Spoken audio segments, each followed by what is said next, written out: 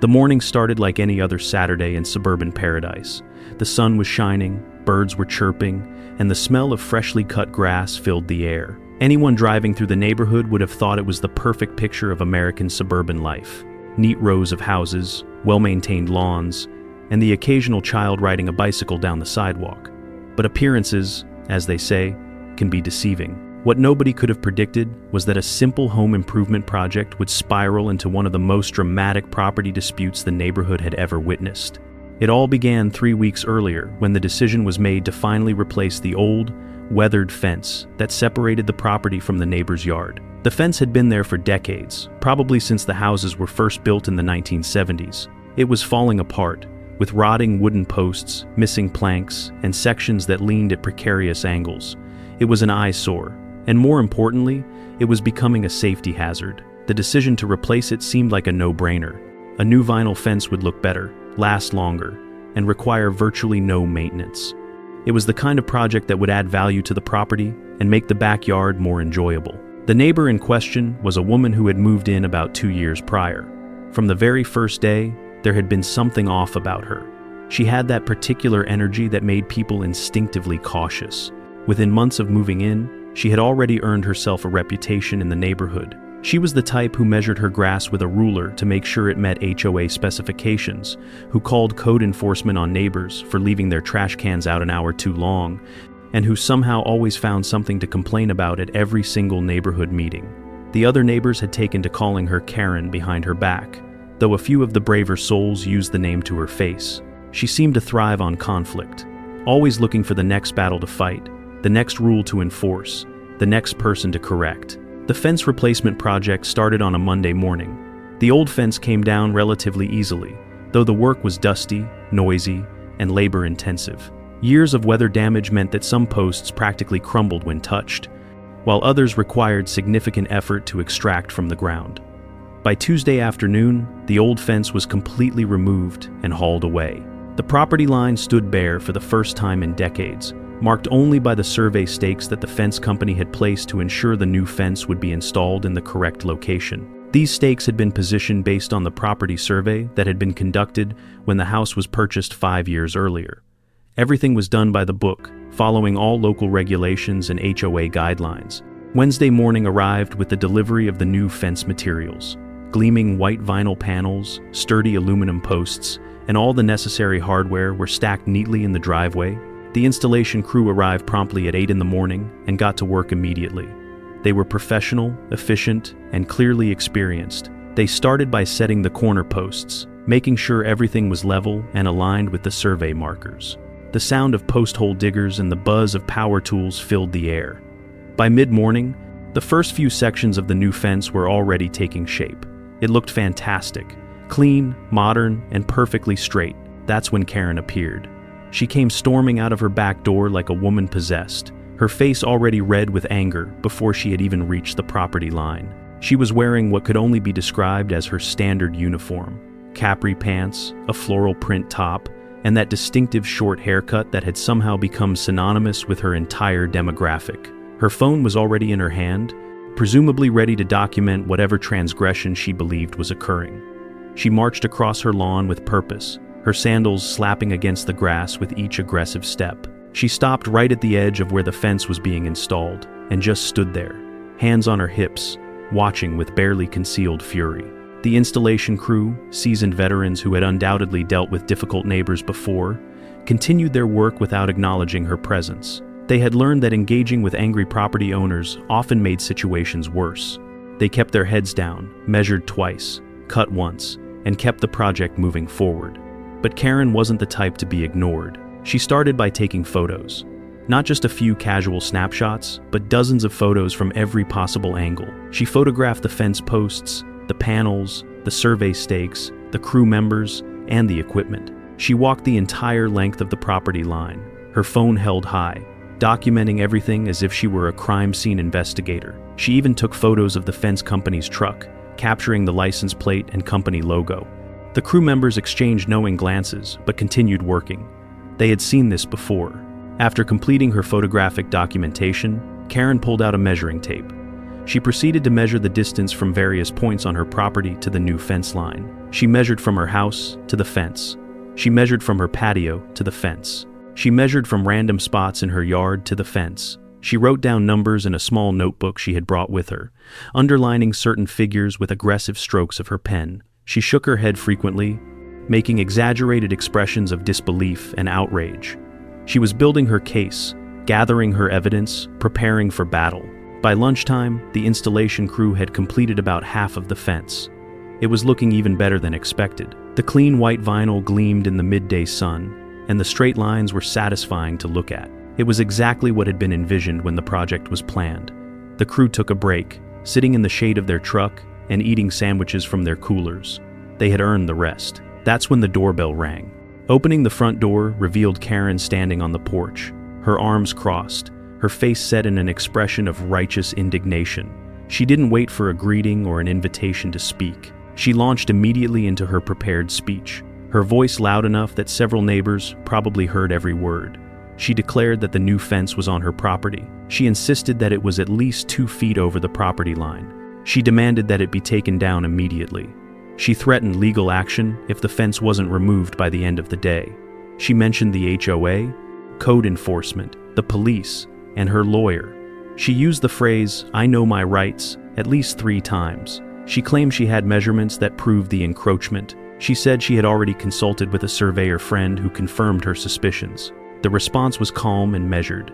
She was informed that the fence was being installed exactly on the property line, as determined by a licensed surveyor whose markers were still clearly visible in the ground. She was told that all permits had been obtained and all regulations were being followed. She was assured that there was absolutely no encroachment onto her property.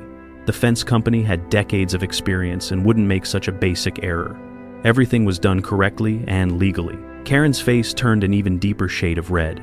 She rejected every explanation, dismissing the survey markers as fraudulent or incorrectly placed. She insisted that her measurements were correct and that everyone else was wrong. She declared that she would be filing complaints with every relevant authority. She said this wasn't over, not by a long shot. She turned on her heel and marched back to her house, pulling out her phone before she had even crossed the property line. She was clearly making calls, probably to every official office she could think of. The installation crew returned from their lunch break and completed the fence by late afternoon. It looked absolutely perfect, straight, sturdy, and exactly where it was supposed to be. The crew foreman walked the property line one final time, double-checking every measurement against the survey stakes. Everything matched perfectly. He nodded with satisfaction, collected his payment, and packed up his equipment. He mentioned, almost casually, that in 30 years of fence installation, he had dealt with neighbors like Karen more times than he could count. He said it always ended the same way, with the angry neighbor realizing they were wrong and either apologizing or just quietly accepting defeat. He drove away, his truck disappearing down the street as the sun began to set. The evening should have been a time to relax and admire the new fence, to appreciate how much better the yard looked with the clean, modern barrier in place. Instead, it was spent watching Karen pace back and forth in her yard, periodically stopping to take more photos, make more measurements, and make more phone calls. She was relentless. She called the HOA board president, the code enforcement office, and apparently several other neighbors to complain about the fence. Her voice carried across the quiet evening air, filled with outrage and accusations. She was telling everyone who would listen that she was the victim of property theft, that her rights were being violated, that this was the worst kind of neighbor behavior. Sunday morning brought a surprise. In the mailbox was an official-looking letter from the HOA. Karen had filed a formal complaint. The letter outlined her allegations, that the fence was installed on her property without permission, that it violated HOA guidelines, and that it needed to be removed immediately.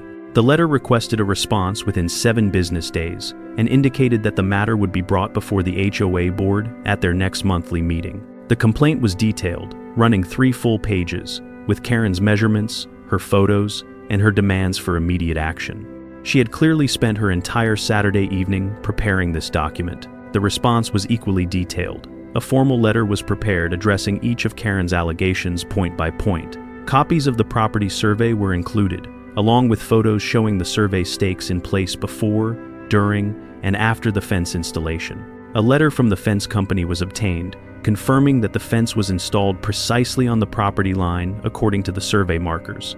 The HOA's own regulations were cited, showing that everything had been done in full compliance with neighborhood rules. The letter was professional, factual, and comprehensive. It was sent to the HOA board with copies to every board member. Monday brought another visit from Karen, this time with papers in her hand. She had obtained printouts from the county assessor's website showing property boundaries. She waved these papers triumphantly, declaring that they proved the fence was on her property. She demanded once again that it be removed. She threatened to sue for property damages, emotional distress, and loss of property value. She said her lawyer was already drafting the paperwork. She mentioned that she knew people on the city council. She implied that this would become a very big problem if the fence wasn't taken down voluntarily. The county assessor's maps were examined carefully. These maps were notoriously imprecise, often showing approximate boundaries that could be off by several feet in any direction. The maps even included a disclaimer stating that they were for general reference only and should not be used for legal boundary determinations. This was pointed out to Karen, along with the explanation that licensed surveys, like the one that had been conducted, were the legally recognized method for determining exact property boundaries. Karen dismissed this explanation entirely. She insisted the online maps were official county documents and therefore legally binding. She clearly didn't understand the difference between an approximate assessment map and a legal survey. That week brought a flurry of activity. Karen filed a complaint with the city's code enforcement office. She filed a complaint with the building department. She even called the non-emergency police line to report property destruction, though the dispatcher apparently explained to her that this was a civil matter, not a criminal one. Each complaint triggered a response. City officials had to come out to inspect the fence, verify the permits, and confirm that everything was in compliance. Each time, they found nothing wrong. Each time, they closed Karen's complaint as unfounded. Each time, this seemed to make her angrier. The HOA meeting was scheduled for the following Thursday evening. Karen had apparently been campaigning among the neighbors, trying to drum up support for her cause. She had sent emails to the neighborhood listserv. She had posted on the neighborhood Facebook group. She had knocked on doors, showing her measurements and her photos to anyone who would listen. Most neighbors were polite but non-committal. A few actually expressed support, mentioning that they had always thought something looked off about the property lines in that part of the neighborhood. Most, however, seemed to recognize the situation for what it was. Karen being Karen, starting another fight over something that probably wasn't even a real issue.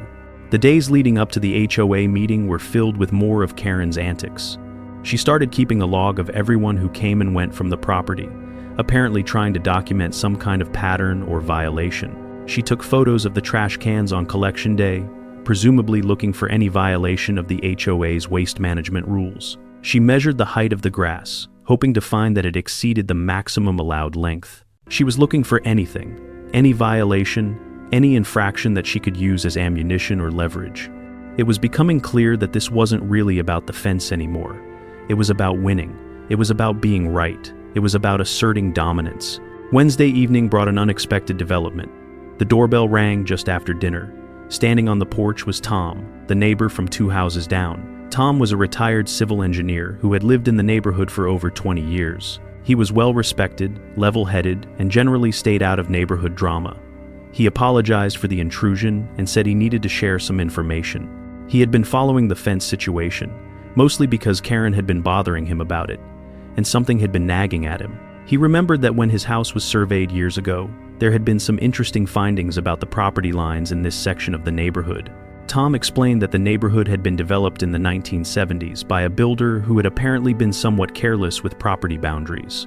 There had been several disputes over the years as property owners got professional surveys done and discovered that the actual legal boundaries didn't quite match where everyone thought they were. Tom said that in his case, his survey had revealed that his garage was actually 6 inches over his neighbor's property line, though they had worked out an easement agreement to resolve the issue. He suggested that it might be worth getting a more detailed survey done, not just the basic boundary marking that had been done for the fence installation, but a comprehensive survey that would definitively establish where every property line was located. The conversation with Tom was enlightening. He mentioned that he had noticed something odd about Karen's house when he had been over there once for a neighborhood meeting. Her back patio seemed to extend much farther than the other houses on the block. Her garage also seemed to sit at a slightly different angle than typical for the neighborhood.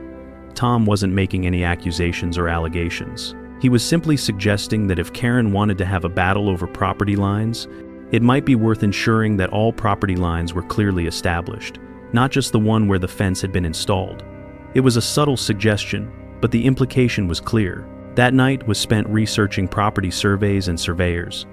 It became clear that Tom's suggestion was a good one. A comprehensive survey would cost more than the basic boundary marking that had been done for the fence, but it would provide absolute clarity. It would definitively establish every boundary of the property, including the lines shared with Karen. It would create an official, legal document that would settle the fence dispute once and for all. More importantly, if there were any issues with Karen's property boundaries, those would be discovered as well. Several local surveying companies were contacted, and one was able to schedule a comprehensive survey for the following Monday, just a few days after the HOA meeting. Thursday evening arrived, and with it came the HOA meeting. The meeting was held in the community center clubhouse, a bland, utilitarian room with folding tables and chairs. About 30 neighbors showed up, a much larger turnout than usual.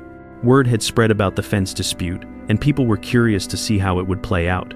Some came to support Karen, others came out of general interest. A few came specifically to see her get put in her place.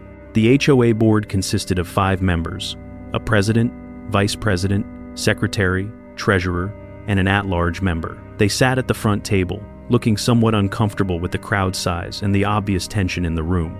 Karen arrived early and had claimed a seat in the front row. She had brought a binder, a laptop, and a portable projector. She was clearly prepared to make a presentation. She kept looking back at the entrance every time someone walked in, as if counting allies and enemies. When the subject of the meeting walked in, she shot a glare that could have melted steel. The look was returned with a calm, neutral expression. This was going to be an interesting evening. The HOA president called the meeting to order and worked through the standard agenda items: approval of last month's minutes, financial report, upcoming neighborhood events, and maintenance issues. Karen sat impatiently through all of this, her foot tapping audibly on the floor, her fingers drumming on her binder.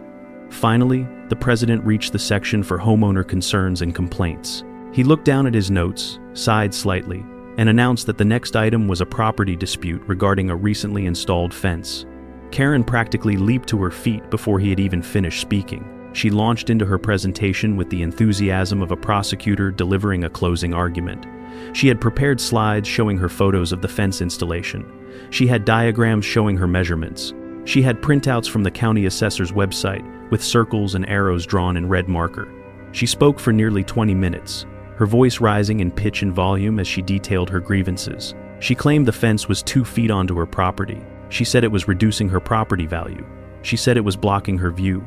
She said it was creating drainage issues. She said it was against HOA regulations. She said it was illegal. She said something needed to be done immediately. When Karen finally finished and sat down, looking satisfied and vindicated, the HOA president asked for a response. The response was much briefer.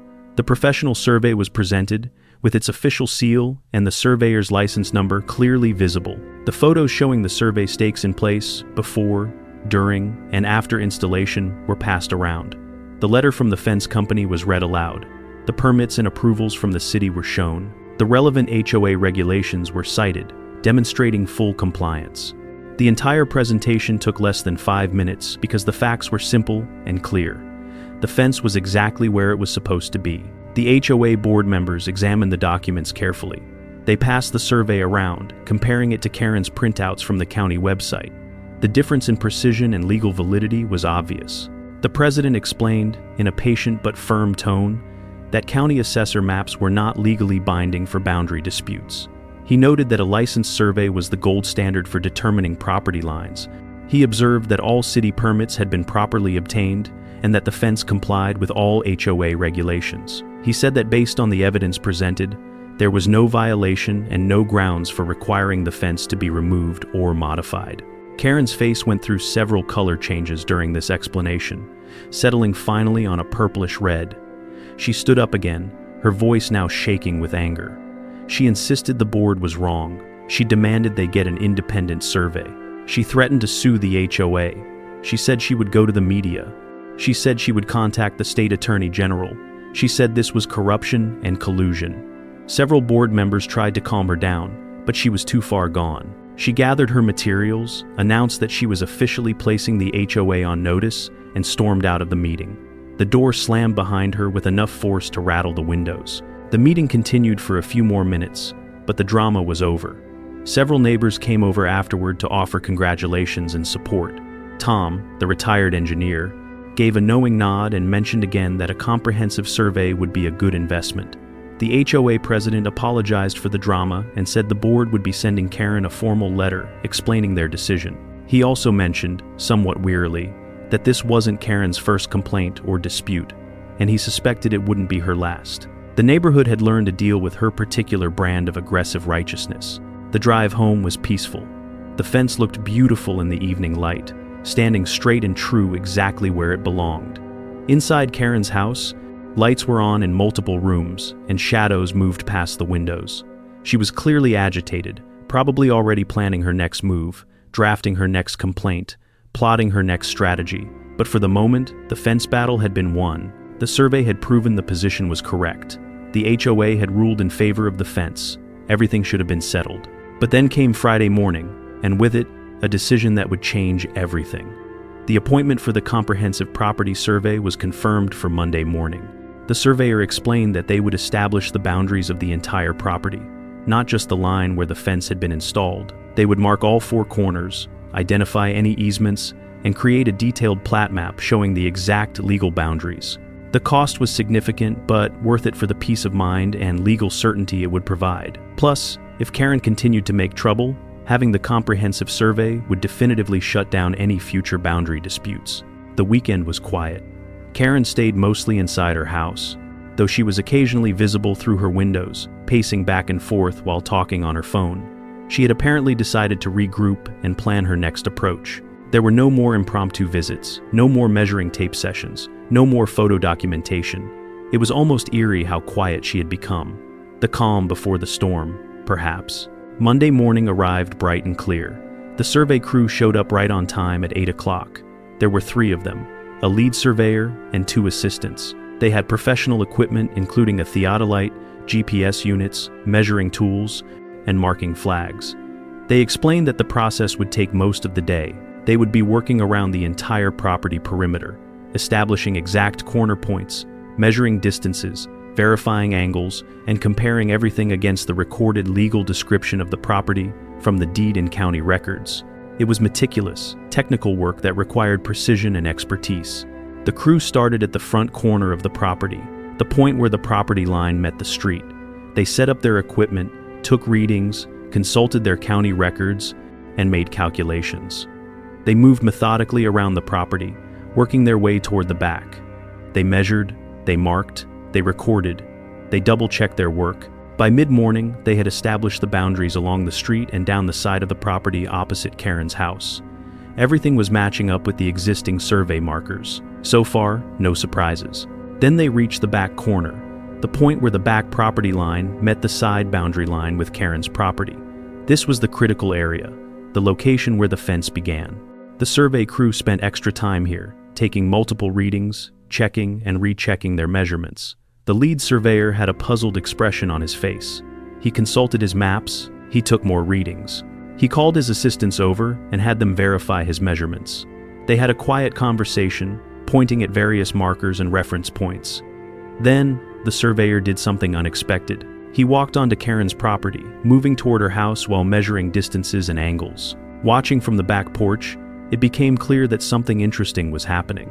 The surveyor was now walking along Karen's back patio, making measurements from several points on her house back to the established property line. He was shaking his head slowly, the way someone does when they can't quite believe what they're seeing. He called out to his assistants, who brought more equipment. They set up additional measuring points. They took photos. They consulted their records again. The surveyor pulled out his phone and made a call, presumably to his office, speaking in low tones while occasionally glancing at Karen's house. After about 30 minutes of intense measurement and consultation, the lead surveyor walked over with his clipboard and a serious expression. He asked if it would be possible to sit down and review his findings. Inside at the kitchen table, he spread out his preliminary maps and measurements. He explained that he had good news and, well, complicated news. The good news was that the fence was absolutely, positively on the correct property line. Not only was it on the correct line, but it was actually about 3 inches on the property owner's side of the line, meaning there was zero encroachment onto Karen's property. The fence dispute was definitively settled in favor of the fence. But then came the complicated news. The surveyor's expression turned even more serious. He said that during the course of establishing the property boundaries, he had discovered something significant. According to the legal property description and his precise measurements, Karen's property was not quite where it should be. In fact, a portion of Karen's house and her back patio were actually on the wrong side of the property line. They were encroaching onto the property where the conversation was currently taking place. Karen's back patio, specifically, extended approximately 18 inches over the legal boundary line. Part of her house structure itself, what appeared to be a sunroom addition on the back, was about 10 inches over the line. The words hung in the air like a bomb waiting to explode. The surveyor continued explaining. He said this type of situation wasn't uncommon in older neighborhoods where the original development had been done somewhat carelessly. It appeared that when Karen's house was built, or more likely, when the sunroom addition was added at some point in the past, the construction had crossed the legal property line. The encroachment had probably existed for decades, possibly since the house was first constructed. Nobody had noticed because there had been no reason to get a detailed survey done. But now, with this comprehensive survey, the encroachment was officially documented and legally established.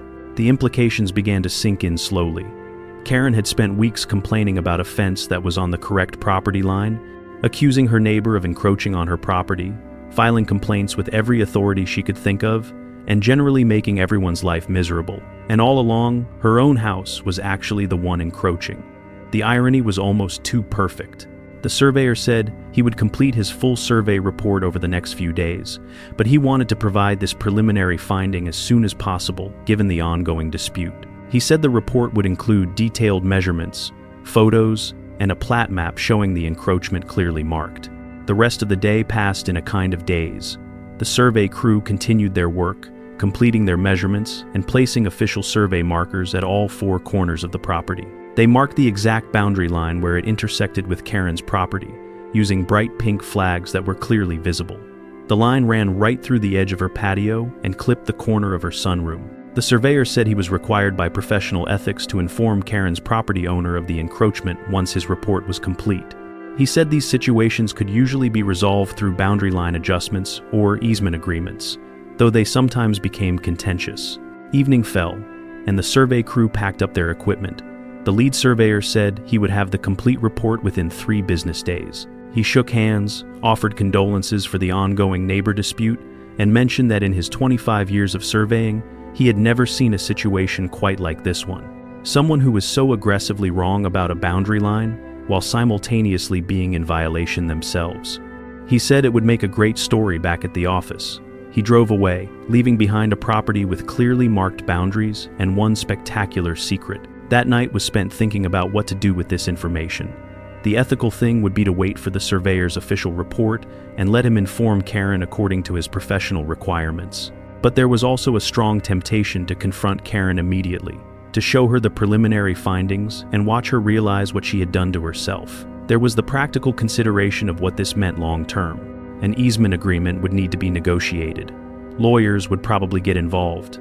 The HOA might need to be informed. It was complicated. Karen's house was visible through the kitchen window. Lights were on, and shadows moved behind the curtains. She had no idea what was coming. She had no idea that her crusade against the fence had triggered a comprehensive survey that had exposed her own property violation. She had no idea that within a few days, she would be receiving official notification that her house was partly on someone else's property. She had no idea that the fight she had picked was about to become far more complicated than she ever imagined. She had demanded that the fence be torn down. She had claimed property violations. She had threatened legal action. And soon, very soon, she would learn that she should have been much more careful about stirring up issues regarding property boundaries. Sleep that night was fitful, filled with thoughts of the coming confrontation. The surveyor would complete his report. Karen would be officially notified. Then, the real battle would begin. But this time, the facts were overwhelmingly on one side. The fence was legal. The property lines were established, and Karen's house was sitting where it didn't belong. Tomorrow would bring new developments. The survey report would be finalized. Decisions would need to be made about how to handle the encroachment, and Karen would learn a lesson that some people never quite seem to grasp. Sometimes when you pick a fight, you discover that you're the one who was wrong all along. Tuesday morning dawned with an unexpected sense of calm. The survey stakes and bright pink flags were still visible in the yard, marking the precise boundaries that the professional crew had established the day before. Each marker stood as a silent testament to the truth that would soon shatter Karen's entire campaign against the fence. The irony of the situation was not lost on anyone who knew what those markers really meant. Karen had spent weeks demanding surveys, measurements, and proof. Now she was about to get exactly what she had asked for, just not in the way she had imagined. The morning routine proceeded as normal, though there was an underlying current of anticipation running through everything. Coffee tasted a bit more satisfying. The view of the new fence from the kitchen window looked a bit more victorious. Even the weather seemed to be cooperating, with clear blue skies and a pleasant breeze that made the survey flags flutter gently. Across the property line, Karen's house stood quiet. Her car was in the driveway, so she was home, probably still fuming about the HOA meeting and plotting her next move in the fence war she thought she was fighting. Around 10 in the morning, the email notification chimed. It was from the surveying company. The subject line read, "Comprehensive Property Survey Report, ready for review." The email explained that the full report had been completed and was attached as a PDF document. The surveyor also noted that, as per professional standards and legal requirements, he would be sending copies of the report to the county recorder's office and to all property owners whose land was affected by the survey findings. This meant Karen would be receiving her own copy, probably by the end of the day. The surveyor apologized for any inconvenience the findings might cause, but emphasized that his obligation was to report accurate measurements regardless of the implications. Opening the PDF file revealed a professionally formatted document spanning 23 pages. The report included detailed measurements, multiple photographs, a comprehensive plat map, and several pages of technical data and legal descriptions. The cover page bore the surveyor's official seal and license information. This was a legal document that would stand up in any court.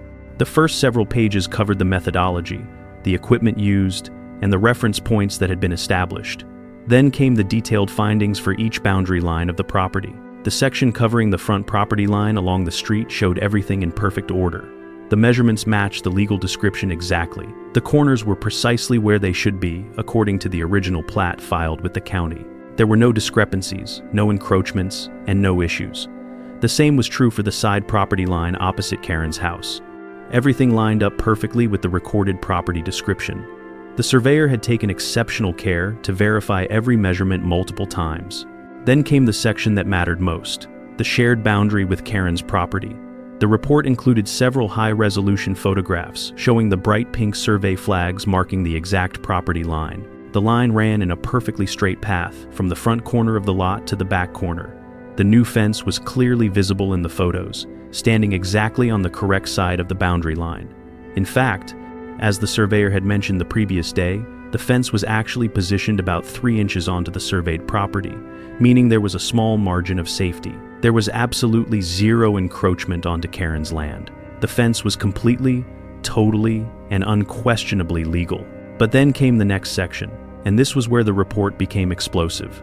Under a heading labeled Encroachment Findings, the surveyor detailed what he had discovered on Karen's property. The report stated, in clear and unambiguous language, that structures on the adjacent property to the east, specifically the property owned by Karen, were found to be in violation of the established boundary line. The back patio structure extended approximately 18 inches beyond the legal property line. Additionally, a sunroom addition attached to the rear of the house extended approximately 10 to 12 inches over the boundary line along a length of approximately 14 feet. The report included multiple photographs documenting the encroachment. There were wide shots showing the overall position of Karen's house relative to the boundary line. There were close-up shots showing exactly where the pink survey flags intersected with her patio and sunroom. There were measurements marked clearly on the photos with arrows and annotations. The surveyor had even included a detailed diagram showing the footprint of Karen's property improvements overlaid with the legal boundary line. The encroachment was highlighted in red. It was impossible to misinterpret or deny. The evidence was overwhelming and professionally documented. The report went on to explain that, based on the construction style and weathering of the materials, the encroachment appeared to have existed for a significant period of time, likely decades. The surveyor noted that the sunroom addition appeared to have been added sometime in the 1980s or 90s, based on the building materials and construction methods. He speculated, though he emphasized this was not a definitive finding, that the addition had probably been built without a proper survey being conducted. Someone had simply assumed where the property line was and had built accordingly. That assumption had been wrong. The legal implications section of the report was particularly interesting. The surveyor explained that while he was not an attorney and could not provide legal advice, he was required to note that encroachments of this nature typically required resolution through one of several methods. The encroaching structures could be removed or modified to conform to the property boundary. The property owners could negotiate a boundary line adjustment, essentially selling or trading small portions of land to make the legal boundaries match the physical improvements. An easement agreement could be established, allowing the encroachment to remain while acknowledging the property rights. Or, in rare cases, if the encroachment had existed long enough and met certain specific legal criteria, there might be grounds for an adverse possession claim, though the surveyor noted this was complex and would require legal analysis. The report concluded with a note that copies were being sent to all affected parties and to the county recorder's office as required by law. The surveyor included his contact information and offered to answer any questions about the findings. He emphasized that his role was simply to measure and report the facts, not to mediate disputes or provide legal counsel. He recommended that all parties consult with real estate attorneys to discuss the various options for resolving the encroachment issue. It was a thorough, professional, and utterly damning document. The next few hours were spent reading and rereading the report, studying the photographs, and contemplating the best course of action. There were several options available. The most aggressive approach would be to immediately demand that Karen remove the encroaching structures from the property. This was legally justified since the land was privately owned and Karen's improvements were technically trespassing on it. However, this approach would almost certainly lead to lengthy legal battles and maximum hostility. A more moderate approach would be to propose an easement agreement, essentially giving Karen permission to leave her structures where they were in exchange for her acknowledgement that the land belonged to someone else and payment of a nominal fee. The most conciliatory approach would be to offer a boundary line adjustment, selling or trading the small strip of land to Karen so her improvements would be legally on her own property. Each option had pros and cons. Demanding removal would be satisfying on a visceral level, especially given how Karen had behaved about the fence. It would be poetic justice of the highest order. But it would also be expensive to enforce through legal channels and would create permanent hostility. An easement agreement would be simpler and less confrontational, but it would still acknowledge the encroachment and could potentially affect future property values or sales. A boundary line adjustment would be the cleanest solution in many ways, but it would involve selling land to someone who had been absolutely horrible to deal with, which felt wrong on principle. While these options were being considered, another email arrived. This one was from the HOA president. He had apparently received a copy of the survey report from the surveyor. His email was brief but pointed. He congratulated the recipient on the fence being validated. He noted with interest the findings regarding Karen's property.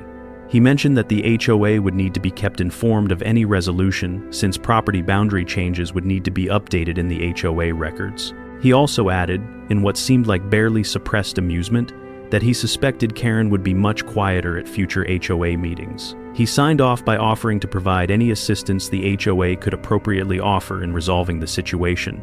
Early afternoon brought the moment that had been anticipated all morning. Through the kitchen window, a postal service truck could be seen stopping at mailboxes along the street. The carrier worked methodically from house to house, eventually reaching Karen's mailbox. A large manila envelope was placed inside. The truck moved on to the next house, completing its route. Karen's survey report had been delivered. The clock was now ticking. At some point in the next few hours, Karen would check her mail, open that envelope, and discover the truth about her property. The wait was excruciating. An hour passed, then another. Karen's car remained in her driveway, but there was no visible activity. Perhaps she was out in her backyard. Perhaps she was on the phone somewhere inside. Perhaps she simply hadn't checked her mail yet. The afternoon stretched on with painful slowness. Every sound from the direction of Karen's house drew attention. Every movement glimpsed through her windows sparked curiosity. The anticipation was almost unbearable. Then, around 4:30 in the afternoon, Karen's front door opened. She walked out to her mailbox, moving with her usual brisk, purposeful stride. She was wearing workout clothes and had her phone in one hand. She opened the mailbox, pulled out the day's mail, and began sorting through it as she walked back toward her house. She paused when she reached the large manila envelope. She stopped walking. She turned the envelope over, examining both sides. She saw the surveying company's return address. Her body language changed immediately. Her shoulders tensed. Her movements became slower, more deliberate. Karen stood in her driveway for a full minute, just staring at the envelope. She seemed to be debating whether to open it immediately or wait. Finally, she tucked the rest of her mail under her arm and tore open the envelope. She pulled out the thick report and began flipping through the pages. Even from a distance, the change in her demeanor was visible. Her posture shifted, her head tilted forward as she read. She flipped back and forth between pages, apparently trying to make sense of what she was seeing. She looked up at her house, then down at the report, then back at her house. She walked slowly toward her backyard, still reading, disappearing from view around the side of her house. 10 minutes passed. Then Karen emerged from her backyard, moving much faster than she had gone in. Her face was visible now, and it was flushed red. She was holding the survey report in one hand and her phone in the other. She was already making a call before she even reached her front door. She went inside, and through her windows, pacing could be seen. Lots of pacing, back and forth across her living room, gesturing with her free hand while she talked on the phone. This continued for nearly half an hour. Then she disappeared deeper into her house, probably moving to another room. The evening news played on TV, but concentration was impossible. Every few minutes, a glance went toward Karen's house. More lights came on as darkness fell. Shadows moved behind curtains. At one point, a man's figure appeared briefly, probably her husband, who normally arrived home from work around 6. There seemed to be animated discussion happening inside that house.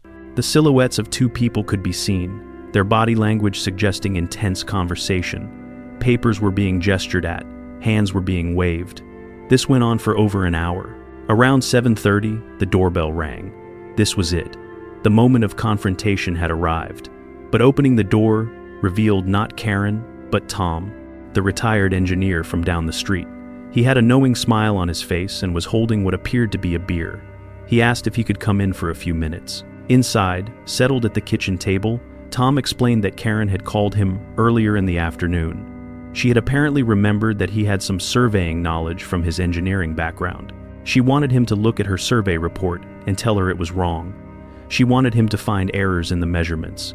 She wanted him to give her ammunition to fight the findings. Tom took a sip of his beer and chuckled. He said he had gone over to Karen's house and reviewed the survey report with her. He explained to her, in terms she couldn't misunderstand, that the survey was professionally done, properly documented, and absolutely correct. He told her that her patio and sunroom were indeed on her neighbor's property. He said there was no error, no mistake, and no ambiguity. He said the measurements were precise and legally binding. Karen had not taken this news well.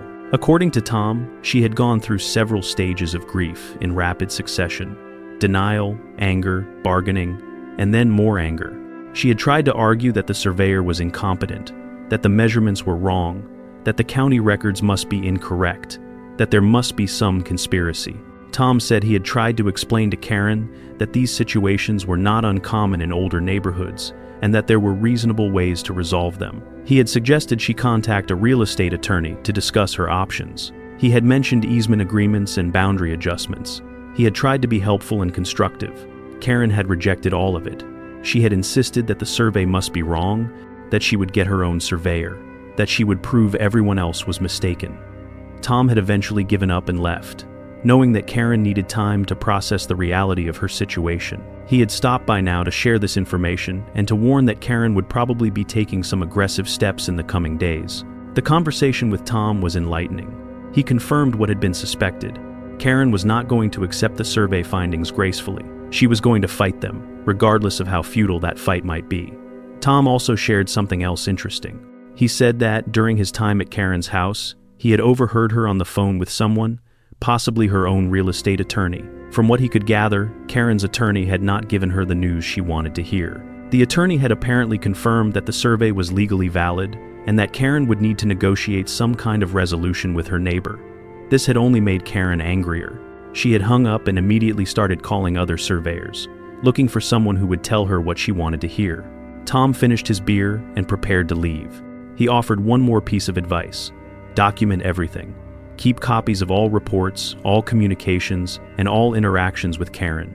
If this situation was going to get messy, and Tom was confident it would, having thorough documentation would be crucial. He also suggested consulting with a real estate attorney sooner rather than later, even if just to understand the legal options and implications. Tom left with a handshake and a promise to help however he could if things got complicated with Karen.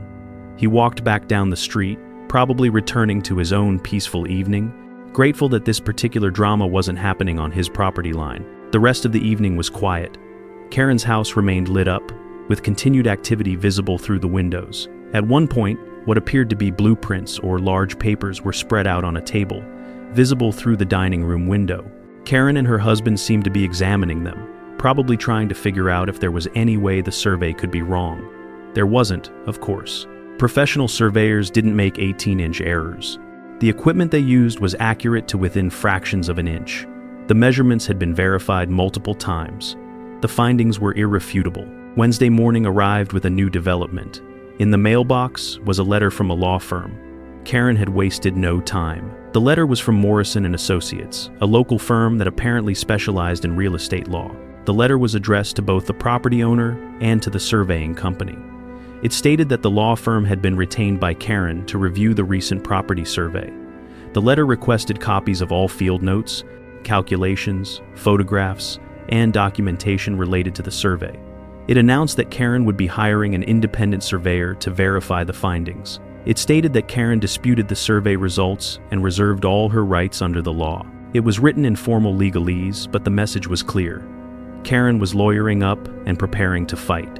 The letter from Karen's attorney was not particularly threatening or aggressive in tone. It was professional and businesslike, but it represented an escalation. This was no longer just a neighborhood dispute. This was now officially a legal matter with attorneys involved. The appropriate response was to forward the letter to a real estate attorney for advice on how to proceed. A few calls were made, and by mid-morning, an appointment was scheduled for Friday afternoon with Sarah Chen, a real estate attorney who had been highly recommended by several people, including Tom the engineer. Wednesday afternoon brought another visitor, this time one that was expected. A different survey crew appeared on Karen's property. She had apparently found a surveyor willing to come out quickly, probably by paying rush fees. This surveyor spent several hours examining Karen's property, taking measurements, and comparing them to the original survey report. Karen followed the surveyor around her yard, pointing at things, gesturing toward the property line, and clearly trying to influence his findings. The surveyor, to his credit, appeared to be doing his job professionally, taking his own independent measurements without being swayed by Karen's commentary. The second survey crew finished their work late in the afternoon and packed up their equipment. Karen stood in her driveway talking with the lead surveyor for nearly 20 minutes. Her body language told a story. At first, she was animated and engaged, apparently expecting good news. Then her posture changed. Her shoulders slumped. Her head dropped. The surveyor appeared to be explaining something to her, probably that his measurements confirmed the original survey. Karen tried to argue, pointing at her house, pointing at the property line, making gestures that suggested she was disputing the findings. The surveyor shook his head, pointed at his equipment, and appeared to be standing by his measurements. He got in his truck and drove away, leaving Karen standing alone in her driveway, looking defeated. Thursday brought a surprising period of quiet. There was no activity from Karen's house, no visitors, no surveyors, no confrontations. It was almost eerie how silent everything had become. Perhaps Karen was regrouping. Perhaps she was consulting with more attorneys. Perhaps she was simply processing the reality that multiple professional surveyors had confirmed that her house was partly on someone else's property. Whatever the reason, the silence was welcome, even if it felt like the calm before a storm. Friday morning arrived, and with it came another letter. This one was from the county recorder's office. It was a formal notification that a property survey had been filed that affected the recorded property boundaries. The letter explained that the survey would become part of the permanent county records. It noted that any future property sales would need to disclose the survey findings and the encroachment issue. It was a bureaucratic document, dry and official, but it represented another step in making Karen's problem a matter of permanent public record. Anyone who did a title search on her property would now discover that her house partially sat on her neighbor's land. The afternoon appointment with attorney Sarah Chen was illuminating. Sarah was in her early 40s, professional and direct in her communication style. She reviewed the survey report carefully, asking detailed questions about the history of the fence dispute and Karen's behavior. She examined the photographs, studied the plat map, and read through the technical findings. Then she leaned back in her chair and provided her assessment. The survey was solid. The encroachment was real and significant. Karen had very limited options, and none of them involved the survey being wrong or the findings going away. Sarah explained the legal landscape in clear terms. As the property owner, there were several rights available. The most fundamental right was to demand that Karen remove the encroaching structures from the property. This was legally justified and could be enforced through the courts if necessary. However, Sarah cautioned that this approach would be time-consuming and expensive. Karen would likely fight every step of the way. The litigation could take years and cost tens of thousands of dollars in legal fees. Even if victory was achieved, Karen might not have the financial resources to actually remove the structures, leading to more legal complications. The second option was to negotiate an easement agreement. Sarah explained that an easement would allow Karen's structures to remain where they were, while legally acknowledging that the land belonged to someone else. Karen would typically pay a one-time fee for the easement, and the agreement would be recorded with the county and would run with the land, meaning it would apply to all future owners. Sarah said that easement fees varied widely, but that, for an encroachment of this size, something in the range of $5,000 to $15,000 would be reasonable. The downside was that the easement might affect future property values, though the impact would likely be minimal given the small size of the encroachment. The third option was a boundary line adjustment. This would involve literally moving the legal property line to accommodate Karen's existing structures. Sarah explained that this would require surveying both properties to establish new boundaries, preparing legal descriptions, filing paperwork with the county, and getting approval from the city and potentially the HOA. Karen would need to pay for all of this, plus pay for the land itself at fair market value. Sarah estimated the total cost to Karen would likely be in the $20,000 to $30,000 range. The advantage was that it would provide a clean resolution with no ongoing encumbrance on the property. Sarah also addressed what would happen if Karen simply refused to negotiate or cooperate. In that case, legal action could be pursued. A quiet title action could be filed asking the court to officially recognize the property boundaries as established by the survey and to order Karen to remove the encroaching structures or compensate the affected property owner. Sarah said these cases were generally straightforward when the survey evidence was clear, but they took time and money. She estimated legal fees of $15,000 to $25,000 if the case went all the way through litigation, though Karen would likely be ordered to pay these costs if she lost. The meeting with Sarah lasted over an hour. By the end, there was a clear strategy in mind. A formal letter would be sent to Karen and her attorney, acknowledging the survey findings and proposing 3 specific options for resolution: an easement agreement for $10,000, a boundary line adjustment at fair market value plus costs, or removal of the encroaching structures. The letter would give Karen 30 days to choose one of these options or propose an alternative reasonable solution. If no agreement was reached within 30 days, legal action would be pursued. Sarah said she would draft the letter and send it out early the following week. The weekend arrived with continued silence from Karen's house. Saturday passed without incident. Sunday morning brought a surprising sight. A "for sale" sign appeared on Karen's front lawn. This was unexpected. Karen had lived in the house for only 2 years. The sign was from a local real estate agency, professionally done with Karen's contact information for private showings. Was Karen actually planning to sell the house and move, rather than deal with the encroachment issue? It seemed like an extreme reaction, but perhaps she had decided that escaping the situation was preferable to facing it. Sunday afternoon brought Tom walking over once again, this time with news about Karen's listing. He had apparently seen the sign and called the listing agent out of curiosity. The agent, who Tom knew from various neighborhood transactions over the years, had been surprisingly candid. Karen was indeed trying to sell, and quickly. She had priced the house aggressively, about 5% below market value, hoping for a fast sale. But here was the problem. Karen apparently had not disclosed the encroachment issue to her listing agent. Tom had asked specifically about property line issues, and the agent had known nothing about it. This was going to be a significant problem once the agent discovered the truth, and it would definitely come out during the title search process in any sale. Tom's information raised interesting ethical and legal questions. As the owner of the affected property, was there an obligation to inform potential buyers about the encroachment, Sarah Chen had mentioned during the Friday meeting that property sellers were legally required to disclose known title issues, which meant Karen would have to reveal the encroachment in her seller's disclosure statement. If she failed to do so and a buyer discovered it later, she could face serious legal consequences for fraudulent misrepresentation. But that was Karen's problem to deal with, not anyone else's. The focus needed to remain on protecting the rights of the actual property owner whose land was being encroached upon. Monday morning arrived with new energy. Sarah Chen's letter was finalized and ready to send. The letter was comprehensive, professional, and firm without being unnecessarily aggressive. It outlined the survey findings in detail. It referenced the legal property descriptions and county records. It proposed the 3 specific resolution options with clear terms. It set the 30-day deadline. It stated that failure to respond or negotiate in good faith would result in legal action. Sarah sent the letter via certified mail to Karen, regular mail to Karen's attorney, and kept copies for the file. The formal legal process had begun. Monday afternoon brought an unexpected phone call. It was from Karen's listing agent, a woman named Jennifer who sounded stressed and frustrated. Jennifer explained that she had received a call from the county recorder's office regarding a survey filed on Karen's property. The county employee had asked if Jennifer was aware of the encroachment issue before listing the house. Jennifer had been completely blindsided. She had immediately pulled the county records and obtained a copy of the survey report.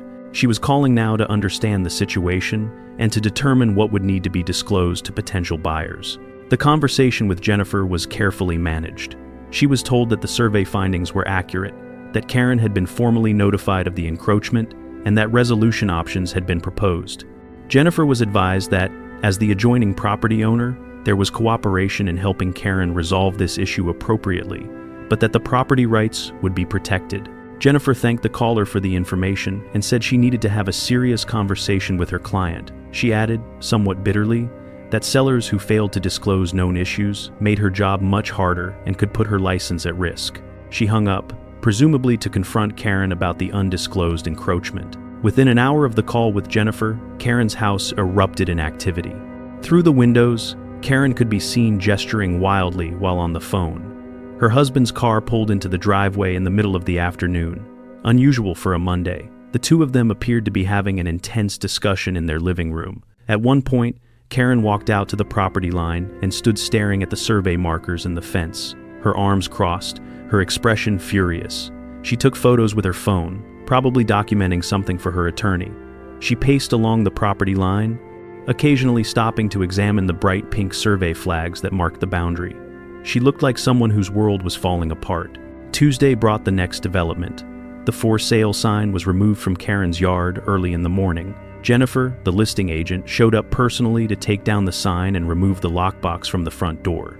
Clearly, Karen had been forced to delist the house once the encroachment issue came to light. Selling the property with an unresolved title issue would be nearly impossible, and attempting to hide the issue could result in serious legal liability. Karen was trapped. She couldn't easily sell her house until the encroachment was resolved. She couldn't ignore the issue because it was now part of the permanent county records. She had to negotiate a solution, whether she wanted to or not. Wednesday brought a response to Sarah Chen's letter. Karen's attorney sent a reply via email. The tone was much more conciliatory than expected. The letter acknowledged receipt of the resolution proposals. It stated that Karen accepted that the survey findings were accurate and that an encroachment existed. It indicated that Karen was interested in negotiating a boundary line adjustment but needed time to secure financing for the purchase. It requested a 60-day extension of the negotiation deadline to allow Karen to arrange funding. It was a complete capitulation from Karen's initial position that the survey was wrong and that the fence needed to be removed. Sarah Chen advised accepting the extension request. It showed that Karen was willing to negotiate in good faith and was pursuing the most comprehensive resolution option. Sarah drafted a response agreeing to the 60-day extension, but stipulating that during this period, Karen would need to provide regular updates on her financing efforts, and that if she failed to secure funding, she would need to accept one of the alternative resolution options. Both attorneys signed off on the extended timeline. The immediate crisis was diffused, though the ultimate resolution was still weeks away. The neighborhood gradually returned to a semblance of normalcy. The fence stood in its proper place, vindicated by multiple surveys. The bright pink survey markers remained in the ground, a constant reminder of the property boundaries. Karen's house sat quietly, its sunroom and patio extending onto land that didn't belong to her. Karen herself became much less visible. Gone were the daily patrols of her property with measuring tape. Gone were the aggressive confrontations and the HOA complaints. She had learned a hard lesson about picking fights over property boundaries when her own house was the one in violation. Tom stopped by one evening with an update from the neighborhood grapevine. Apparently, Karen had attended the most recent HOA meeting, her first appearance since the dramatic fence dispute meeting. She had been quiet and subdued, nothing like her usual confrontational self. Several neighbors had asked her about the "for sale" sign that had briefly appeared and then disappeared. Karen had given vague answers about reconsidering her plans. Nobody had directly mentioned the encroachment issue, but everyone seemed to know about it. The neighborhood communications network was remarkably efficient. Karen's reputation had gone from being the aggressive rule enforcer to being the person who tried to bully her neighbor over a property line, only to discover her own house was in violation. The weeks that followed were quiet but productive. Karen's attorney provided updates every 10 days or so. Karen had applied for a home equity line of credit to fund the boundary line adjustment and related costs. The bank was processing her application. The surveyors were coordinating on the technical requirements for the boundary adjustment. The city planning department was reviewing the proposal. Everything was moving forward, slowly but steadily. Sarah Chen remained cautiously optimistic that the matter would be resolved without litigation, though she kept all legal options prepared just in case. 7 weeks after the initial 30-day deadline, Karen's attorney sent an email with good news. Karen's financing had been approved. She was ready to proceed with the boundary line adjustment. The attorneys began coordinating on the detailed terms of the agreement. The purchase price for the strip of land containing the encroachment was established at $15,000, based on an appraisal of comparable land values in the area.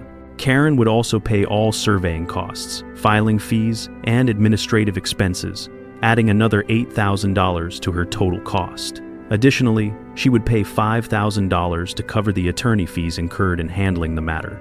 Karen's crusade against a properly positioned fence was ultimately costing her $28,000. The boundary line adjustment process took another 3 weeks to complete. New surveys were conducted, legal descriptions were prepared, documents were filed with the county. The city planning department reviewed and approved the adjustment. The HOA was notified and updated their records. Finally, all parties gathered at a title company office to sign the final paperwork. Karen arrived looking defeated and significantly humbled. She signed document after document, barely making eye contact with anyone. Her attorney tried to maintain a professional atmosphere, making small talk about the weather and local news, but the tension in the room was palpable. When the final document was signed and notarized, Karen stood up to leave. She paused for a moment, as if debating whether to say something. Finally, she spoke, her voice quiet and lacking its usual aggressive edge. She said she had learned an expensive lesson about being careful what battles to pick. She said she should have never made an issue about the fence. She said she regretted how she had handled things and hoped that everyone could move forward peacefully as neighbors. It wasn't quite an apology, but it was probably as close as Karen could come to admitting she had been wrong. She left the office quickly, her attorney following behind. The drive home from the title company was oddly anticlimactic. The fence dispute that had consumed weeks of time and emotional energy was finally, officially resolved. The property now had slightly different boundaries, with a small strip of land formally transferred to Karen's ownership. The encroachment was no longer an encroachment. The titles were clear, the county records were updated, everything was legal and proper. More importantly, Karen had learned that her aggressive approach to neighborhood relations came with consequences. She had tried to force a neighbor to tear down a legally constructed fence, and she had ended up paying $28,000 for her mistake. Back in the neighborhood, life continued. The fence still stood exactly where it had been installed, now with even more legal certainty about its proper placement. Karen's house still looked the same from the outside, though its property lines had been officially adjusted. Karen herself had become notably quieter. She no longer patrolled the neighborhood looking for violations. She no longer attended every HOA meeting ready to complain. She no longer confronted neighbors over minor issues. The expensive lesson had apparently sunk in. Tom mentioned at one point that Karen had even been friendly to him recently, asking about his garden and commenting on the nice weather. It was almost unsettling how much she had changed. The neighborhood gradually forgot about the fence drama, as neighborhoods do. New issues arose, new gossip circulated, and new conflicts emerged to capture everyone's attention. But occasionally, someone would walk by and admire the nice white vinyl fence, and someone who knew the story would mention how that fence had cost Karen $28,000 to have installed exactly where it belonged. The story became a neighborhood legend, told at block parties and HOA meetings, a cautionary tale about picking property battles without understanding all the facts. Months later, a neighborhood barbecue brought everyone together in the warm evening air. Karen appeared, somewhat reluctantly, with a potato salad contribution and a forced smile. She mingled awkwardly, clearly uncomfortable but making an effort. At one point, she found herself standing near the fence that had started everything, talking with a group of neighbors who didn't know the full story. Someone complimented the fence, mentioning how nice it looked and how it really improved the appearance of the yard. Karen looked at the fence, then looked away, and simply said that yes, it was a nice fence. She said nothing about her failed campaign to have it removed. She said nothing about the survey or the encroachment or the boundary adjustment. She just agreed that it was a nice fence and changed the subject to the potato salad recipe. The ultimate irony of the entire situation was never lost on those who knew the full story. Karen had demanded surveys and measurements and absolute proof about property boundaries.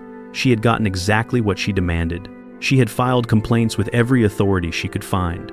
Those authorities had verified that everything was legal and proper. She had threatened legal action and hired attorneys. That legal process had ultimately cost her a significant amount of money. She had declared war over a property line. She had lost that war decisively, and in the end, the fence she had demanded be torn down stood exactly where it had been built, unmoved and unmodified, a permanent reminder of her expensive mistake. The story could have ended differently. If Karen had simply accepted that the fence was properly positioned when she first saw the survey markers, nothing else would have happened. The comprehensive survey would never have been ordered. The encroachment would have remained undiscovered.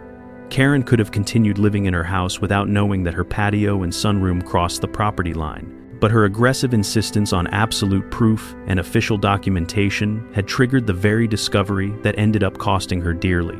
She had been the architect of her own downfall, and there was a certain poetic